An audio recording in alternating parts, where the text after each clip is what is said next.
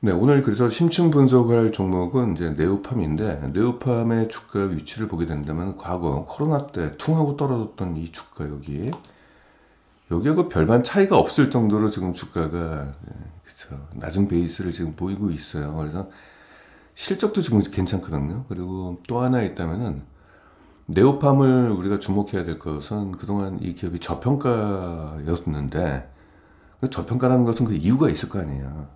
시장에서의 높게 가치를 쳐주지 않는다는 그 얘기인데, 그 이유 중에서 가장 큰 게 국내 시장에만 머물렀어요. 그러니까 이제 시장의 관계자들이나 이제 투자자들이 이 기업의 성장성에 대한 이제 의심을 할 수밖에 없는데, 최근에 네오팜의 변화가 지금 불고 있습니다. 지금 수출 쪽으로 좀 확대를 지금 하고 있어요. 그래서 이제는 저평가를 받을 이유가 사라졌어요. 그래서 지금 실적 성장, 여기에다가 지금 사상 최대 실적이 나왔고요. 그 사상 최대 실적의 이면에는 그 해외 수출 이쪽 부분도 이제 자리 잡고 있기 때문에 이 기업이 지금 화장품주 중에서는 가장 저평가된 종목 중에서 하나입니다. 그래서 요거 한번 우리가 심층적으로 한번 보도록 하고, 여러분들 이제 보시고 나서 판단하시면 되겠습니다. 제가 이 종목을 추천하는 게 아니라 매수하셔라 이게 아니라 어디까지나 본인이 판단을 하셔야 되기 때문에 보시고 살지 말지는 여러분들이 각자 판단하시면 되는 거니까 제가 말씀드려보겠습니다. 기업 개요를 보게 된다면은 네, 민감성, 그러니까 이 화장품 회사들이 상호 경쟁을 하는데 자기만의 독자적인 뭐 기술이 있어야 되잖아요. 아까 잠깐 얘기했지만 파마 리서치 얘기했지만 걔네들은 피부 자가 재생을 촉진시키는 그 기술이 있다는 얘기죠. 그러다 보니까 독자적인 어떤 그 기술력에 의한 제품들이 출시가 되기 때문에 시장에서의 차별화가 가능하죠. 네오팜도 역시 마찬가지입니다. 일반 그냥 화장품이 아니라 얘네는 민감성 이 스킨케어 이쪽에 독자 기술을 갖고 있어요. 특허 기술을. 그래서 이제 이런 부분에 있어서 16년 연속 브랜드 1위를 차지하고 있는 아주 차별화된 기업입니다. 그냥 뭐 피부가 좋아지는 뭐 기초 화장품이나 뭐 이런 것들 다른 제품들은 다 그런 식인데, 얘들은 자기만의 독자적인 기술력 원료까지 자기들이 직접 만들고 제품화를 한다는 얘기예요. 그래서 아토팜이라는 것은 민감한 아기 쪽 스킨케어. 중국에서 이게 한때 난리가 났었죠. 왜냐하면 중국은 지금 좀 환경이 매연이 많다 보니까 공기가 안 좋고 그러니까 아기들이 이제 피부 질환을 좀 많이 이제 갖게 된다. 그래서 국내에 오게 된다면은 이제 중국 아이를 둔 어머니들이 아토팜은 필수적으로 사갔다 뭐 이런 말이 좀 있습니다. 리얼베리오가 있고요. 이건 피부 장벽보, 뭐 제로이드, 이거는 약이에요, 약. 그만큼 기술력이 있으니까 이제 의약품으로도 만드는 거죠. 이거는 의사 처방이 있어야지만 살 수 있습니다. 더마비. 그래서 이 더마비, 리얼베리어 이런 것들, 아토팜도 그렇고 이건 올리브영에 다 기본적으로 들어가 있고, 제 기억으로는 이 두 개가 지금 그 어워드 제품으로 지금 등록이 돼 있다 이런 부분이고요. 제품 같은 경우는 포트폴리오가 매출 비중이 아주 고루고루 잘 되어 있습니다. 그리고 아무래도 오프라인 쪽에 면세점 쪽 중심으로 그동안 제품을 좀 진열했고, 또 피부과 같은 데다가 제로이드 같은 경우는 했기 때문에 오프라인 쪽 매장의 매출 비중이 좀 높았고, 올리브영 같은데 뭐 이런 데도 있었죠. 그런데 지금 이제 수출 쪽을 확대를 지금 하고 있다. 넘어가고요. 재만정성은 우수한 편입니다. 부채 비율이 10%밖에 안 돼요. 그리고 무차익 경영을 지금 하고 있고, 유동 비율이 뭐 무려 뭐 976%인데 얘네들이 또 숨겨져 있는 가치가 있는 게 현금 자산이에요. 현금성 자산, 현금 부자입니다. 무려 현금성 자산이 1254억이나 돼요.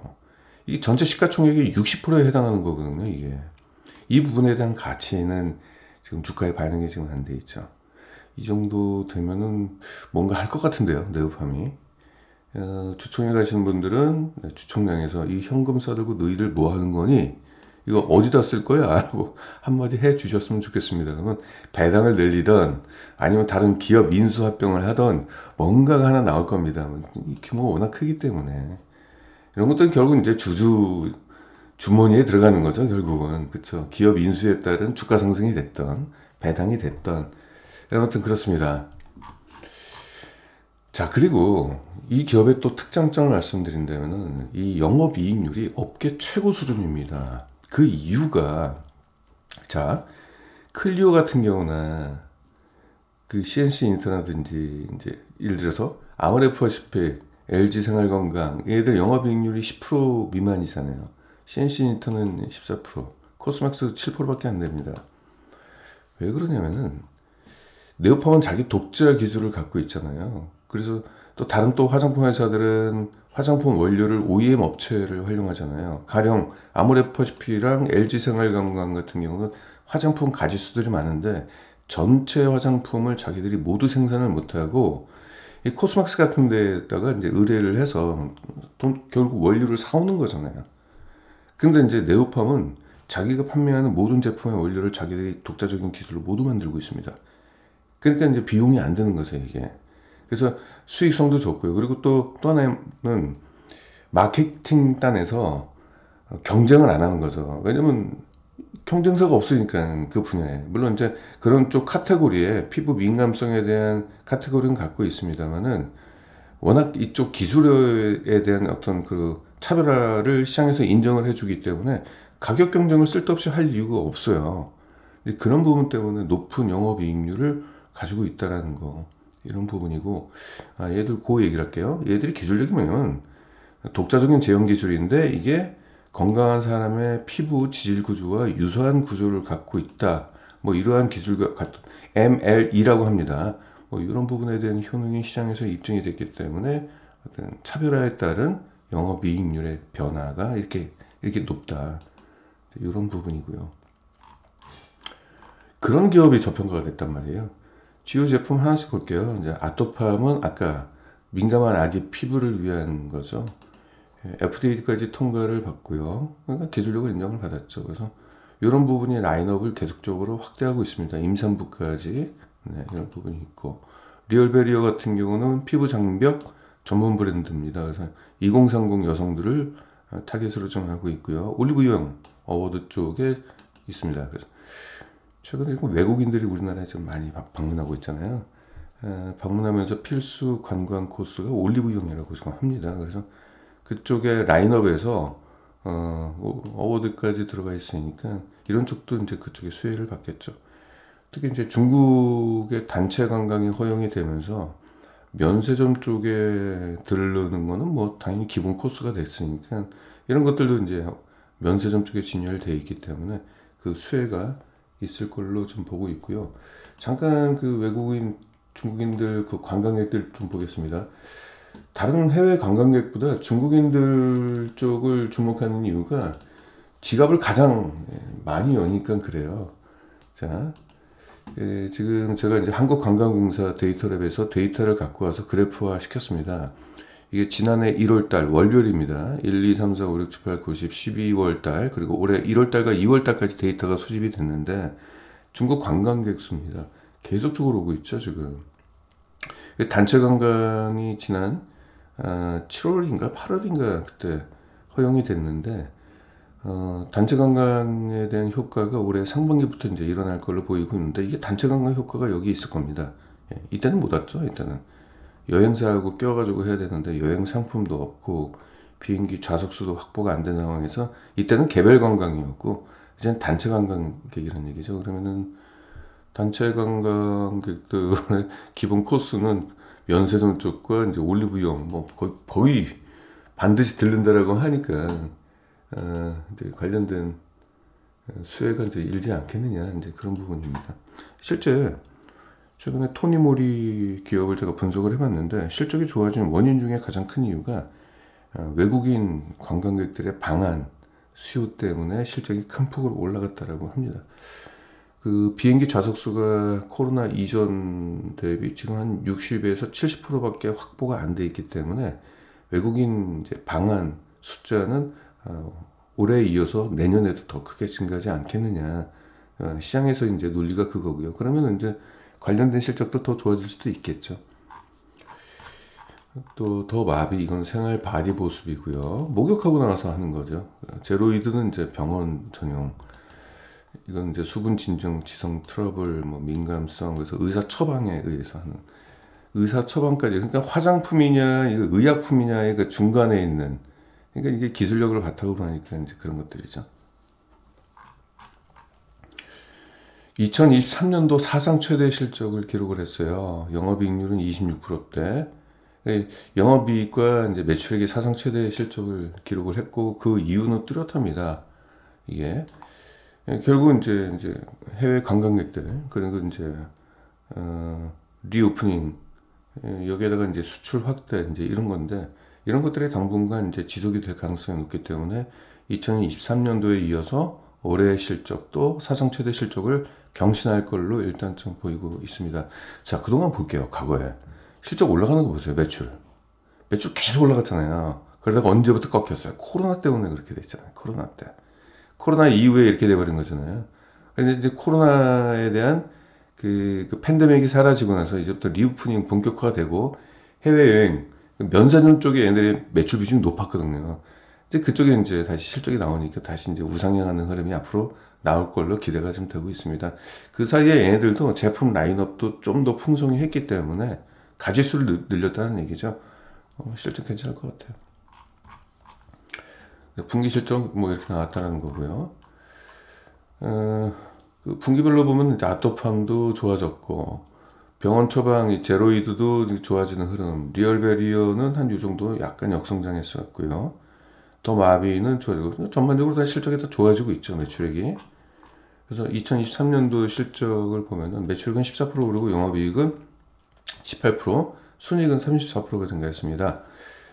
순이익이 좋아졌던 이유는 얘들이 현금성 자산이 1,200억이 넘잖아요. 그러니까 거기서 이제 금융소득이 좀 플러스 알파가 된 거죠.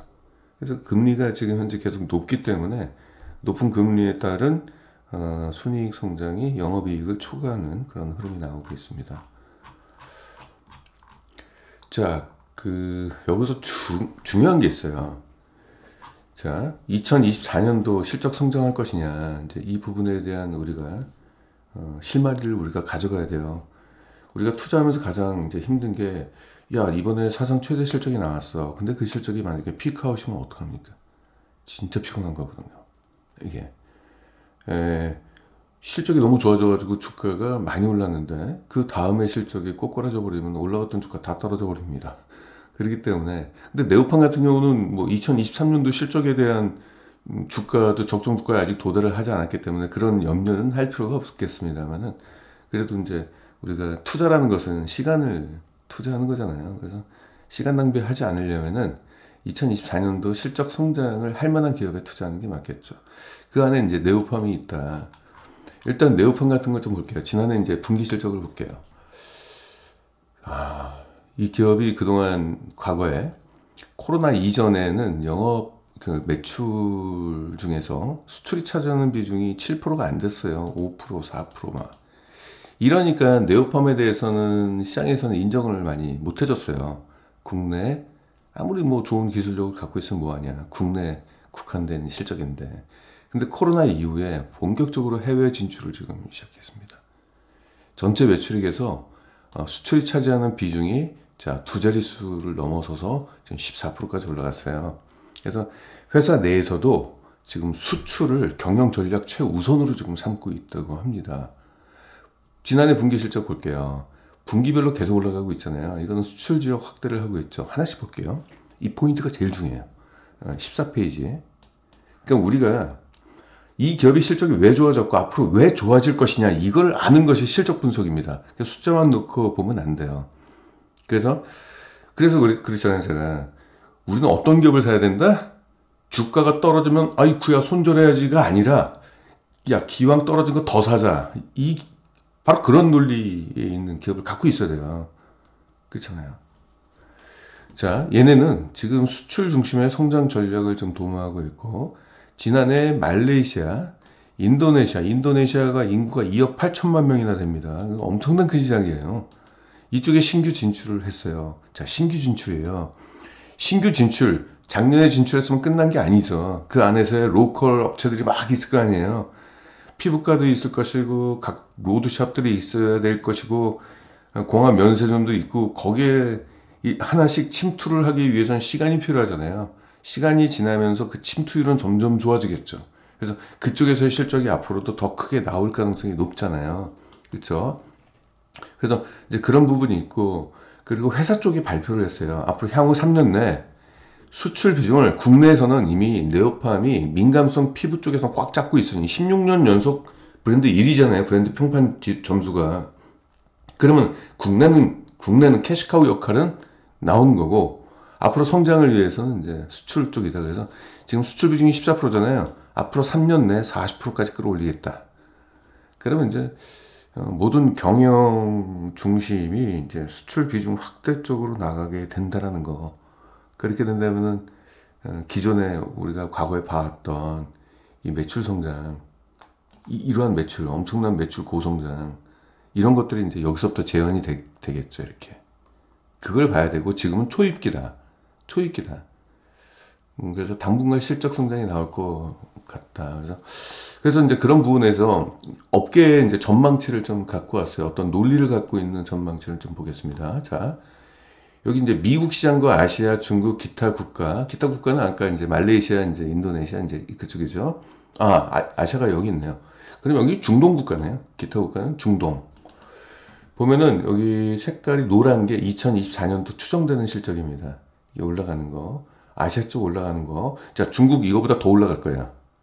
왜냐면은 중국은, 그동안 제가 아까 그 얘기했잖아요. 좀 중요한 포인트인데, 그동안 중국 소비자들이, 이게 이렇게 낮은 거는 그동안 이제 단체 관광이 허용되지 않고, 그렇기 때문에 중국의 개별 관광, 그리고 뭐, 코로나 때 중국에서 코로나가 뒤늦게 확산이 돼가지고, 좀 우리나라하고 교육을 좀 못했잖아요. 그래서 이게 좀 약간 베이스가 좀 낮은 편인데, 어떤 이슈가 있냐면, 요 자료가 나온 이후에, 얼마 전에, 2달 전이죠. 2월 21일 날 드디어 아토팜 쪽 영유아 위생 허가가 획득이 됐습니다. 이게 무슨 의미가 있냐면, 그동안 중국에 있는 그 엄마들이 한국에 와가지고 아토팜을 사갔어요. 아이들 피부 안 좋으니까, 환경도 안 좋고 그러니까. 근데 이것이 이제 중국에 곧바로 직판이 될 수 있다, 이거예요. 이게 중국의 위생허가라는 게 뭐냐면은, 그 미국 같은 경우 FDA라는 게 있잖아요. 그것도 굉장히 까다롭잖아요. 더 좀 웃긴 게, 중국은 도대체 지들이 뭔데 FDA보다도 위생허가를 받는 게 더 까다로워요. 이게 굉장히 어렵습니다. 시간도 많이 걸리고. 아무튼 뭐 그런 부분이 있어요. 굉장히 까다로워요. 그래서 아무튼 여기에 통과가 됐다는 얘기는, 이제 애들이 주력 제품 중에 하나인 아토팜이 중국 시장에서 이제 매출 확대가 크게 일어나지 않겠냐. 중국 내에서도 브랜드력이 어느 정도 있는 걸로 알고 있습니다. 그래서 이 성장성에 대해서는 조금 더 올라갈 것 같고, 아무튼 미국도 크게 올라가고 아시아도 올라가고 2024년도를 얘기하는 겁니다. 그래서 이러한 이제 실적 성장에 대한 전망치까지도 이미 시장에 나와 있기 때문에 2024년도 올해 실적, 지난해 최대 실적을 경신할 걸로 일단 보이고 있는데, 그러면 이게 말로만 이렇게 들어서는 안 되잖아요. 그 스토리를 좀 들어야 될 거잖아요. 그래서 보면은 미국 같은 경우는 아토팜, 리얼베리어, 더마비, 그뿐만 아니라 원료까지도 수출을 하겠다. 그래서 아마존, 월마트, 온라인, 아이허브 되게 유명하죠. 건강기능식품 쪽인데, 애들이 피부 관련된 카테고리도 갖고 있어요. 화장품과. 이쪽에 대형 플랫폼 쪽에 판매를 강화하고, 뭐 서커글램, 뭐 뷰티 전문 채널에 입점하겠다. 그래서 온라인 쪽과 오프라인 쪽 동시에 다 하고 있고, 일본은 이제 리얼베리어 위주로 나가고, Q10, 라쿠텐 이런 온라인 판매 확대한다. 아무튼 이런 쪽에 이제 스토리를 갖고 있어요. 이제 성장 스토리죠. 그래서 이런 부분에 대한 이제 신뢰를 할 수밖에 없는 게, 기존에 보여줬잖아요. 이 결과물을 보여줬잖아요. 지금 이게 수출 확대가 되고 있잖아요. 코로나 때 한 번 좀 이빨이 빠졌지만은 계속 올라가고 있잖아요. 그래서 뭔가 지금 먹히고 있어요, 지금. 그래서 여기에다가 플러스 앞으로의 전략까지, 2024년도에 성장 전략까지, 수출 성장 전략까지 나왔으니까 한번 신뢰해 볼 만하고, 회사 쪽의 의지가 또 강해요. 예. 이거는 제가 볼 때 큰 호재인 것 같아요. 중국 위생허가를 받았다는 거에 대해서는. 온라인 판매를 또 강화하는 게, 또 수익성 관점에서도 지금 어떤 전략을 피고 있는 게, 제가 제일 싫어하는 데가 어디냐면 홈쇼핑입니다. 홈쇼핑은 마진이 없어요. 거의 40%를 뛰어가요. 홈쇼핑에서 물건 하나 판매하잖아요. 저는 홈쇼핑에서 물건을 안 사는 게, 아니 홈쇼핑에서 물건 마진을 40%를 뛰어가면 저게 과연 제 가격인가? 좀 뭔가 좀 이상한 것 같다. 이제 심지어도 그런 거 있잖아. 컴퓨터 같은 것도 홈쇼핑에서 판매하는 거 있으면 거기 부품 같은 거 좋은 부품 있잖아요. 비싼 거. 그거 다 빼버리잖아요. 싸구려 부품 달아가지고 판매하잖아요. 그래서 홈쇼핑 제품은 거의 안 사는데, 얘들이 지금 이 회색이 홈쇼핑 쪽이었어요. 과거에 홈쇼핑 매출 비중이 2019년도에 27%까지 올라갔습니다. 그러니까 이제 다른 채널이나 이런 쪽으로 이제 확대하는 것보다도 홈쇼핑의 의존도가 너무 지나치게 높았어요. 그러다가 2023년도 빵 프로, 예, 홈쇼핑에 대한 물건 안 판다는 얘기예요. 이거는 아주 좋은 겁니다. 안 하는 대신에 이제 온라인 쪽, 이쪽을 좀 강화하고 있는 모습이 좀 보이고 있어요. 그리고 2024년도에서도 온라인 쪽, 온라인은 마진율이 좋잖아요. 그래서 온라인 쪽에서는 이제 쿠팡 쪽, 이쪽 중심으로 해서 이제 활성화 시키겠다. 그리고 이제 네이버 쪽, 그리고 11번가, 위메프 뭐 이런 쪽으로 해가지고, 그리고 또 컬리도 있어요. 마켓 컬리 있죠. 그 마켓 컬리도 지금 화장품 컬리 또 카테고리가 별도로 있잖아요. 이쪽에다가도 이제 공급을 하겠다. 그래서 마케팅 채널을 지금 온라인 쪽으로 좀 넓히고 있다는 거. 마진율이 낮은 홈쇼핑 채널은 없애버리고 있고요. 이거는 좋은 겁니다. 그래서 수익성 관점에서도 좋은 흐름이 나올 것이다. 이게 좀 기대가 됩니다. 그리고 아까 잠깐 중국 단체 관광에 대해서 얘기를 했잖아요. 중국 단체 관광은 지난 8월 달인가 그때 허가가 됐지만은 관광 여행사들이 관광 상품을 고르고 이제 이러다 보니까 좀 시간이 좀 필요하죠. 그래서 그 효과가 올해 상반기부터 일어날 것이고 이미 일어난 걸로 지금 보이고 있어요. 이건 개별 관광객 플러스 단체 관광객들이 들어온 것 같고 이 숫자는 이런 식으로 올라가지 않을까. 왜냐면은 아직까지 중국이랑 한국이랑 직항로 있죠. 직항로 회복이 아직 제대로 안 됐어요. 이게 제주도하고 중국 사람들이 제주도 많이 가잖아요. 60%밖에 회복이 안 됐습니다. 코로나 이전과 비교했을 때. 그 국내 그 내륙은 한 70% 정도 회복이 됐다고 하는데 티켓 값이 없어가지고 좌석 비행기 표가 비싸요, 지금은. 근데 그러다 보니까 비행기 표가 좀 떨어지려면은 좌석 수가 많이 확보가 돼야 되는데 그건 이제 시간이 좀 더 필요하겠죠. 그래서 국가 차원에서 그건 준비를 하고 있습니다. 지금 현재 정부에서도 좀 회복을 좀 늘리려고.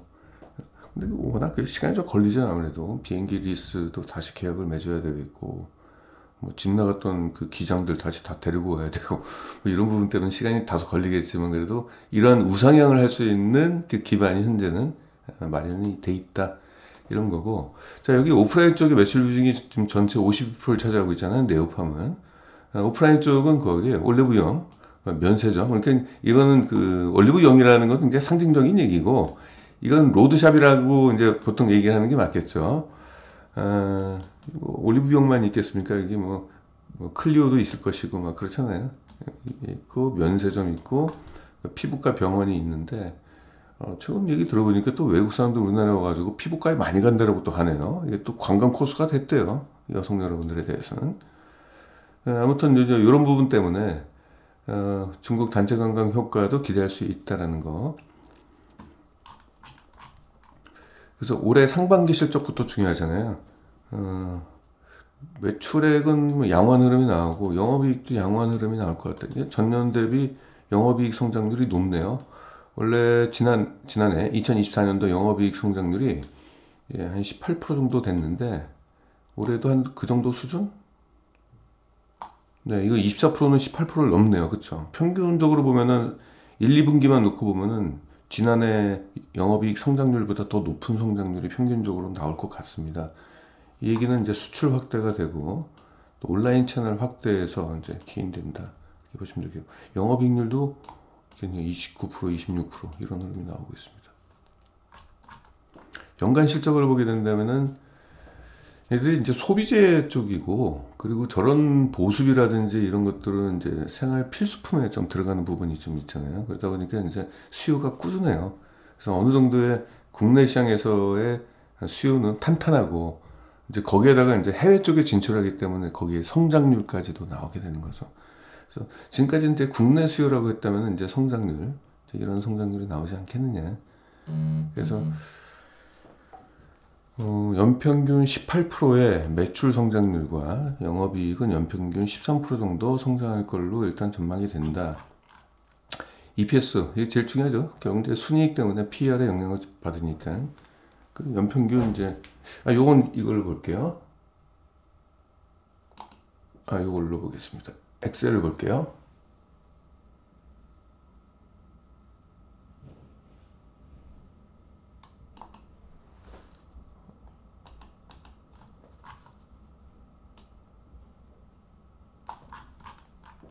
연평균 19% 정도 성장이 나올 것 같아요. 여기서부터 쭉 가는 거.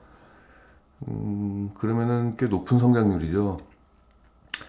연평균 거의 20%에 육박하는 성장률이라고 한다면 우리나라 경제 성장률의 10배에 해당하는 숫자입니다. 아무튼 항상 그 기준으로 고성장이냐 아니냐를 지금 따지고 있는데 이 정도면 고성장이라고 볼 수가 있겠고, 그리고 무엇보다도 실적 성장에 대한 그 근거가 명확하잖아요. 지금 일단 수익성 관점에서 지금 인터넷 쪽으로 확대를 많이 하려고 하고 있고, 그리고 또 이제 해외 관광객들 수요, 그리고 해외 진출, 뭐 이런 것들이 너무 명확하게 나왔고, 기존에도 또 그걸 보여줬고, 전체 매출액의 4%밖에 안 되는 수출 비중을 지금 14%까지 올리고 앞으로 40%까지 확대하겠다는 그 회사 쪽의 어떤 의지나 이런 것들을 보게 됐을 때 성장은 확실한 것 같습니다.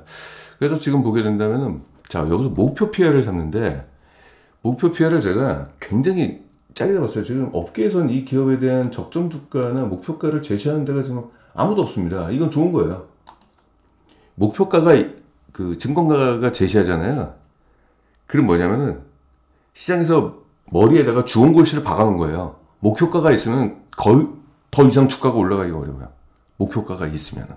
없으면은 모르잖아요. 목표가가 어딘지 모르잖아요. 그러니까 주가가 많이 오버슈팅을 할 수 있습니다. 근데 저는 이제 보수적으로, 대략적으로 이 기업의 적정 주가를 일단 삼는다. 그러면은 얼마나 줘야 될까요? 이 기업. 지금 화장품주들의 평균 PER을 좀 보겠습니다. 평균 PER이 너무 높은데? 잠시만요.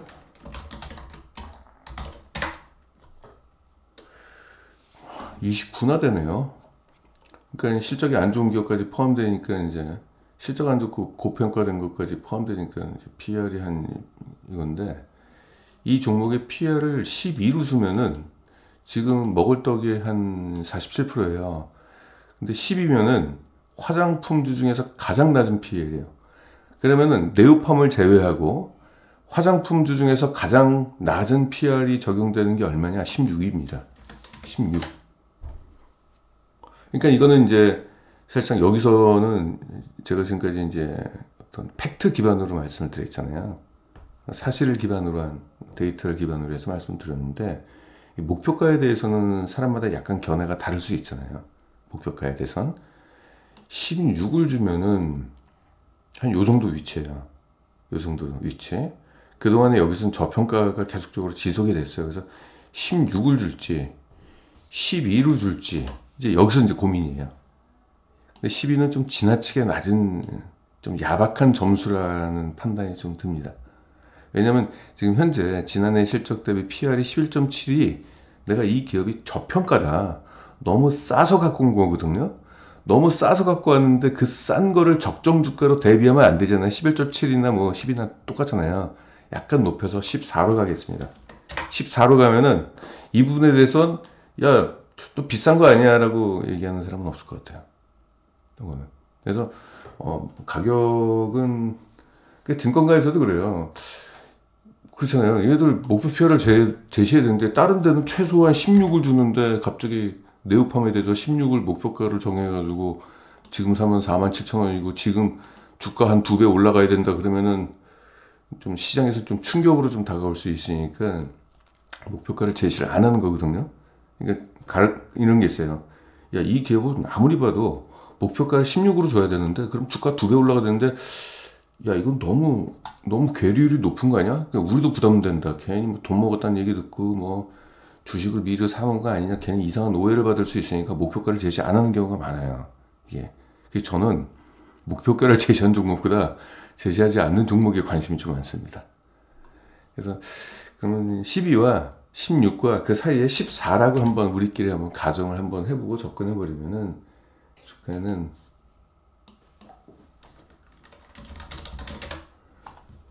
그러면은 얼마다? 4만원 정도까지 보면 돼요. 41,000원이라고 나왔는데 4만원까지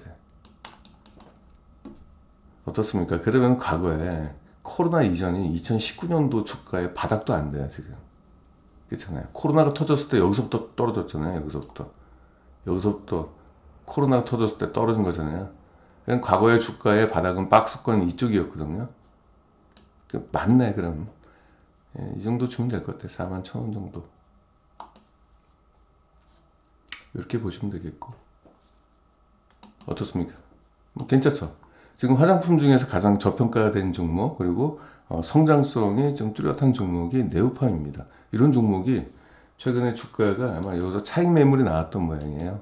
여기서 올라갔다가 차익 매물이 한번 나오고, 주가라는 게 일직선으로 올라가지 않잖아요. 한번 갔다가 쉬었다가 또 가고. 그래서 그런 흐름을 이해하신다면은 지금은 이제 저로의 매수 기회가 아닌가 이렇게 생각이 좀 됩니다.